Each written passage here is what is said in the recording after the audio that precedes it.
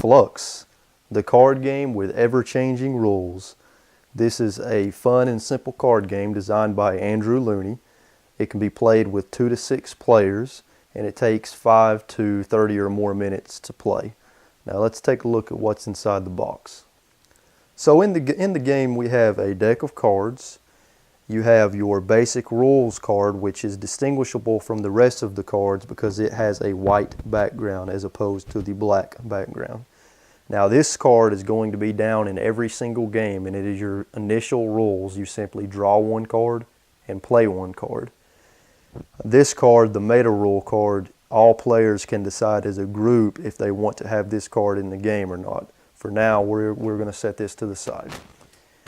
Now, starting here, we have goal cards. Goal cards tell you what you need to win the game. They have pictures on them of the objects that you need if that goal is on the table. For example, chocolate cookies. You need the chocolate and the cookie in order to win the game. Now what those objects are our next card, which are called keeper cards. These are various objects that you will acquire throughout the game, and you play them in front of you. And these are the cards that you need to win the game. You need these to meet whatever the current goal condition is. Our next type of card are called action cards. You simply play these into the discard pile and you do whatever they say. And most of them are self-explanatory. We will talk about some of them here in a little while. The next set of cards that you have are called new rule cards. Throughout the game, you are going to be changing rules, adding new rules to the game, and those new rules are represented by these cards. These cards are played in the center of the table where everyone can see them around the basic rules card. And then our last type of card are called creeper cards. These cards will prevent you from winning the game. Now there are some scenarios where you can still win a game with a creeper card. But for the most part, you don't want creeper cards. They will keep you from winning.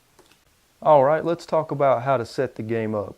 First thing you want to do is you want to put the basic rules card in the center of the table. And as a reminder, this tells you the initial rules of the game, which is to draw one card and play one card. At the beginning of the game, there are not going to be any goal cards on the table, and there won't be any additional rules on the table. Now, once you have done that, you will then go ahead and shuffle the deck, pass 3 cards to each player,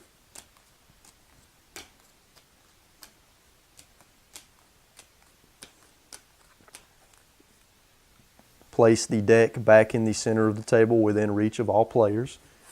You want to have all the players look at their hands to make sure there are no creepers. For example, this player has a creeper in their hand. So they will go ahead and immediately place that creeper on the table and draw an additional card. You want to do that for all players. Once you have done that, then you want to determine who goes first. Now in the rules it states to determine who goes first, it's whoever calls it. But you can use any method that you want to, rolling a die, whatever, drawing straws, whatever you want to do.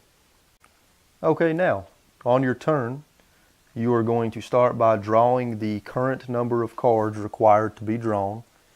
Then you're going to play the current number of cards that are required to play. And again, that's going to be indicated on your basic rules card.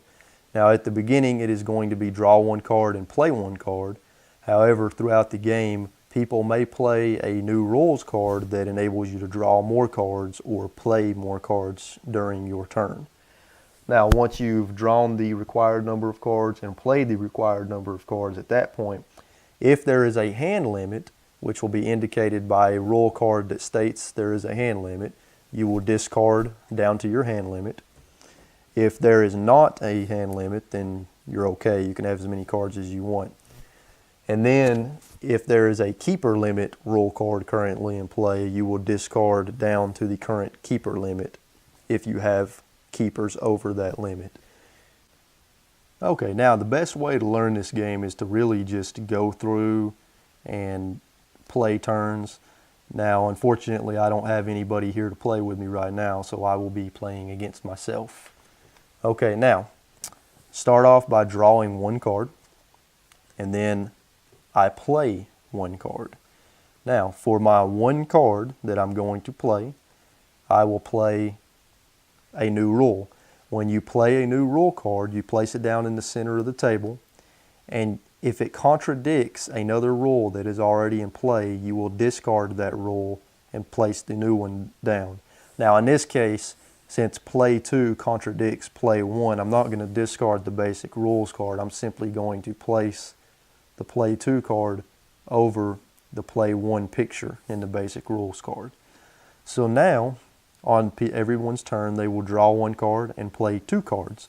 Now, I've played one card on my turn, but since I just now played that card as my one card, I get to play another card because all rules go into effect immediately after they're played. So now I get to play another card. I'm going to play an action card called Creeper Sweeper. Now, action cards, when you play them into the discard pile and you do whatever it says on the card. Now, in this case, this card states that all creepers in play are discarded.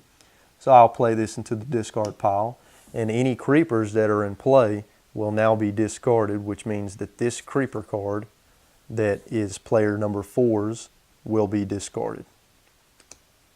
Okay, now it's player number 2's turn.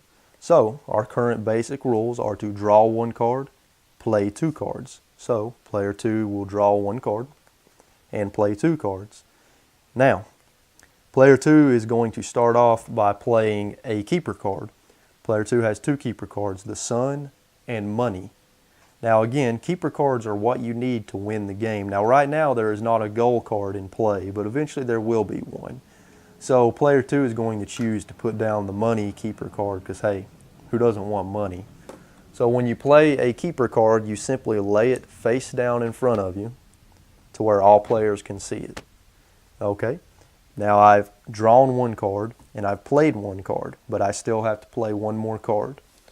So I'm going to play an action card, Jackpot. Draw 3 extra cards. So I'll place this action card into the discard pile. I will draw 3 extra cards. And I drew 2 keeper cards and I drew a goal card. But I have already played my 2 cards, so that will end my turn, and now we will go to player number 3's turn. So it turns out I did find somebody else to play, and they're going to play player number 3. Now, player number 3 has a rule card and 2 goal cards, but they will start off by following our basic rules here, which are to draw one card and to play 2 cards. So player number 3 will draw one card, and they drew an action card. And player number 3 is going to play 2 cards. First card player number 3 will play is a new rule card. This is called the Poor Bonus. This states that if one player has fewer keepers on the table than any other player, that person will be able to draw 1 extra card. In the event of a tie, no player receives the bonus. So we will place this near the basic rules card, and we will just have to pay attention to this card on our turn to see if anybody meets that condition. All right, now player number 3 gets to play one more card. Player number 3 is actually going to play a goal card. They're going to play Toast. So I generally place the goal card above the basic rules card.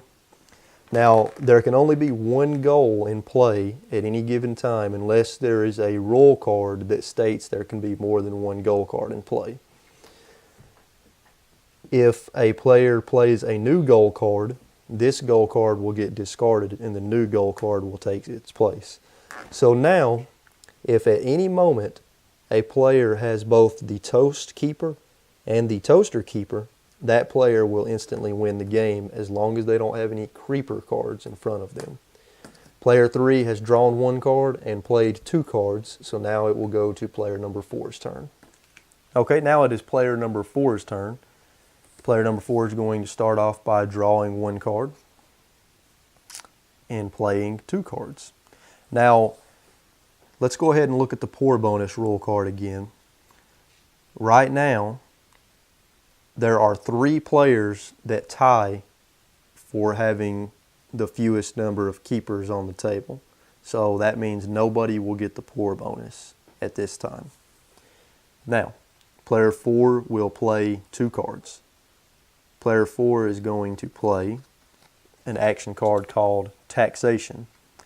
Each player must choose 1 card from his or her hand to give it to you.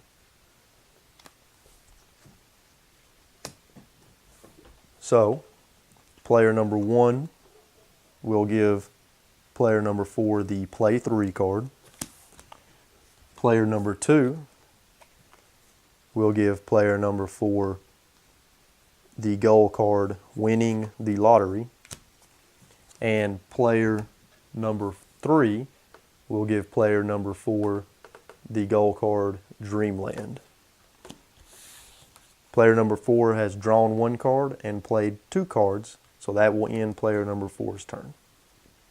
Now I want to show you an example of what happens if you change the current draw rule.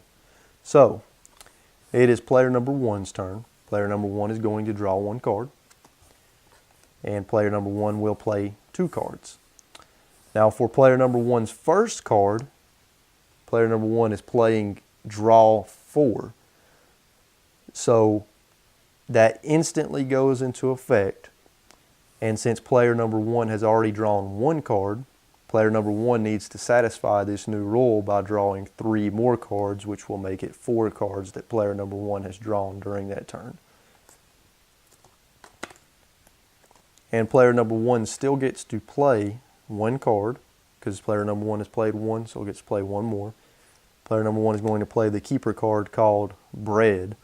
So if player number 1 gets the toaster while this goal card is still on the table, player number 1 will instantly win the game.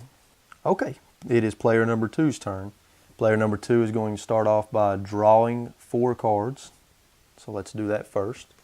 1, 2, up. Player number 2 drew a creeper as his second card.